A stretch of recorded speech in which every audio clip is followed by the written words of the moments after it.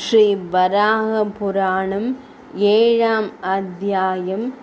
சம்யமானும் வேடன் நிஷ்டூரகனும். ஒழுங்கான கட்டுப்பாடு மிக்க தருமநெறி தவறாத சம்யமானன் என்றொரு அந்தணர் இருந்தார். நிஷ்டூரகன் என்றொரு வேடனும் அதே சமயத்தில் அங்கு வாழ்ந்து வந்தான். சம்யமானன் கங்கையில் நீராடச் சென்றார். கங்கை கரையில் நிஷ்டூரகன் பறவைகளை பிடிப்பதை சம்யமானன் கண்டார். சம்யமானன் நிஷ்டூரகனிடம் பறவைகளை கொல்லாதே என அறிவுரை கூறினார். பறவைகளை கொல்ல நான் யார்? எல்லா உயிர்களிலும் தெய்வீக ஆன்மா உள்ளது.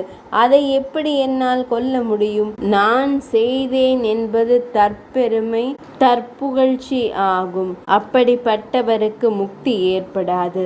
பிரம்மன்தான் கர்மா செய்பவர் என்று வேடன் கூறினான். பின்னர் அவன் தீ மூட்டினான். தீயின் நாக்கில் ஏதாவது ஒன்றை அணைக்குமாறு கூறினான் வேடன். அந்தணர் அதற்கு முயற்சி செய்ய தீ முழுவதும் அணைந்து விட்டது. தீயும் அதன் பல நாக்குகளும் ஒன்றே என்றான் அந்த வேடன் நிஷ்டூரகன். இரண்டில் ஒன்றை எப்படி வேறுபடுத்தி அறிய முடியும்? எனவே தீயில் ஒரு பகுதியை எப்படி அணைக்க முடியும்? சிருஷ்டியில் அனைத்தும் பிரம்மனின் சொரூபமே. தனி ஆன்மாவிற்கு என்ன நேர்ந்தாலும் பிரம்மன் பாதிக்கப்படுவதில்லை. எனவேதான் நான் செய்கிறேன் என்ற நினைப்பின்றி ஒருவன் தன் கர்மாவை செய்ய வேண்டும் என்று கூறினான் வேடன். அப்போது விண்ணிலிருந்து ஒரு விமானம் வந்து அவனை நேரே சொர்க்கத்திற்கு அழைத்து சென்றது. ரைவ்யனும் வாசுவுக்கு அவர்களுடைய கேள்விக்கான விடை கிடைத்துவிட்டது.